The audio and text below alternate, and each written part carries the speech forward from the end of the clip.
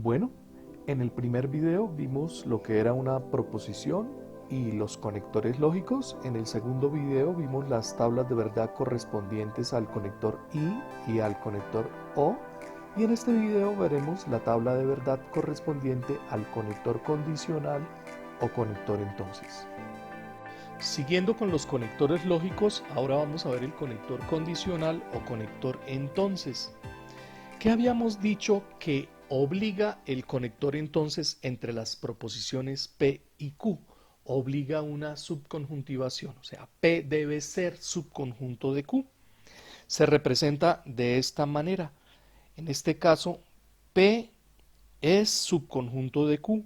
P es subconjunto de Q. P está contenido en Q.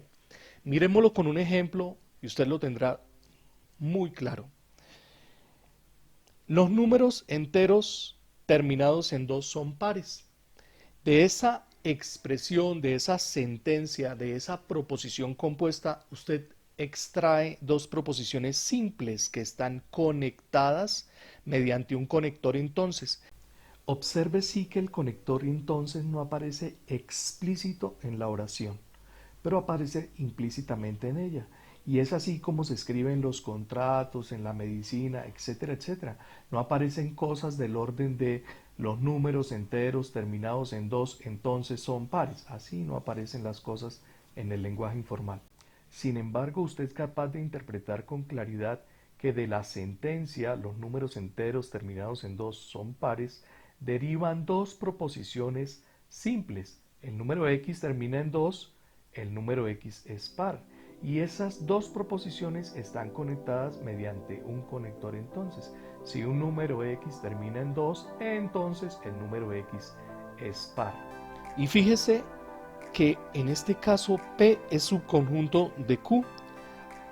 Los números terminados en 2 son un subconjunto de los números pares. No todos los números pares terminan en 2, algunos terminan en 4, algunos terminan en 6, algunos terminan en 8 y algunos terminan en 0, diferente del 0. Pero los números terminados en 2, ¿estamos de acuerdo? Son números pares. ¿Cierto? Miremos la tabla de verdad y usted lo tendrá aún más claro. Si un número termina en 2, o sea, P efectivamente es cierto, es porque Q es cierto, es porque el número es par. Y en ese caso, esa línea de la tabla de verdad debe ser cierta. Por lo tanto, es verdadero. Eso es lo que llamamos, eso es lógico. Es lógico que si un número termina en 2, sea par. Miremos qué pasa en la segunda línea de la tabla de verdad. Si un número termina en 2, si P es cierto, porque el número termina en 2, yo podría decir que no es par. No, eso no es lógico, eso no es cierto. O sea, en ese caso, P entonces Q, si P es verdadero y Q es falso, eso tendría que ser falso. Porque si P es un subconjunto de Q, no hay la posibilidad de que P sea cierto y Q sea falso. Luego esto es falso. Entonces miremoslo aquí, en el diagrama. ¿Habrá alguna posibilidad de que un número termine en 2 y no sea par? No.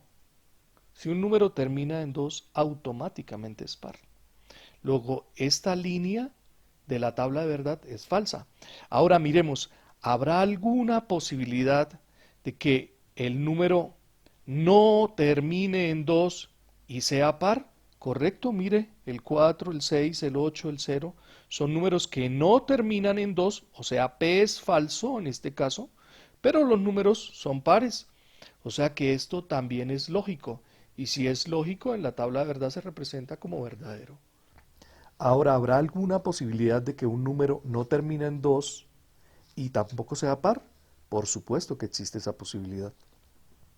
Un número puede no terminar en 2 y a la vez no ser par. Por ejemplo, el número 7. Ese número ni termina en 2 ni es par. Y todo eso es completamente lógico. Por eso es verdadero. Entonces miremos lo siguiente. Fíjese que Ese conjunto, esa subconjuntivación, delimita tres espacios. Uno, este espacio, otro, este espacio y otro, este espacio. En el espacio verde estarían los números terminados en 2 que a su vez son pares.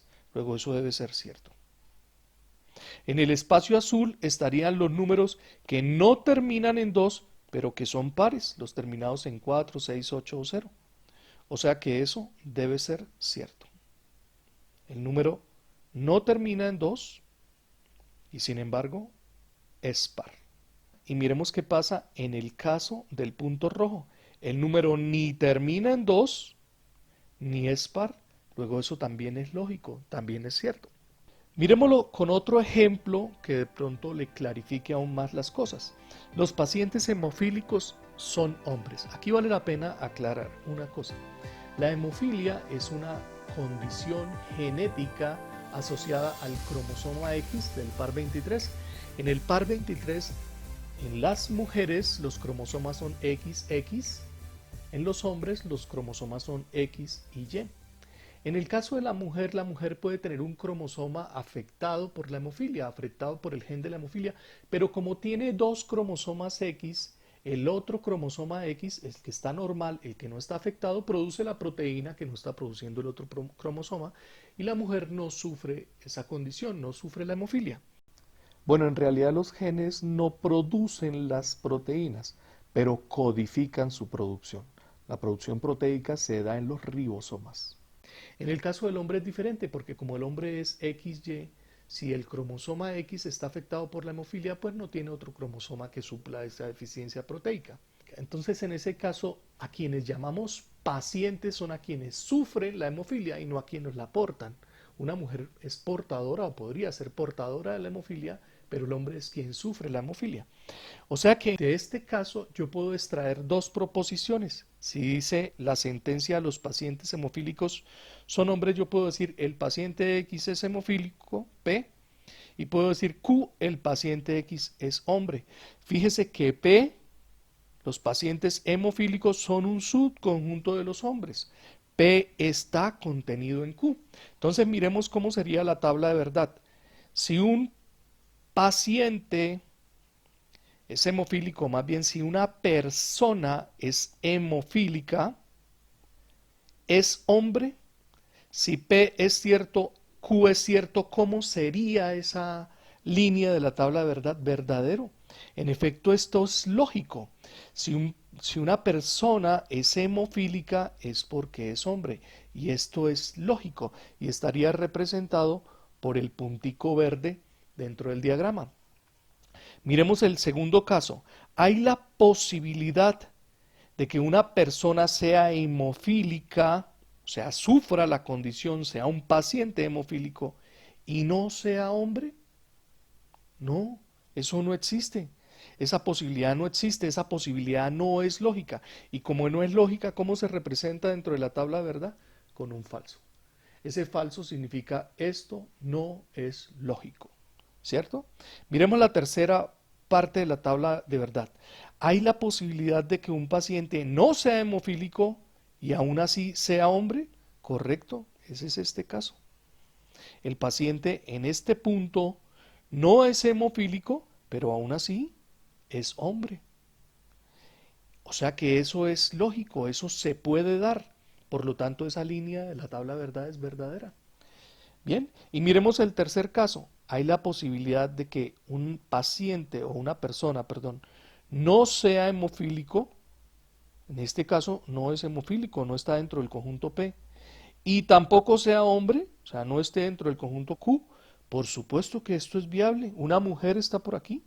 Por aquí, en efecto, están las mujeres, en donde ni son hombres ni son hemofílicos. Luego esta línea de la tabla de verdad será como verdadera. Entonces espero que con estos dos ejemplos la tabla de verdad P entonces Q o P condicional Q haya quedado completamente clara.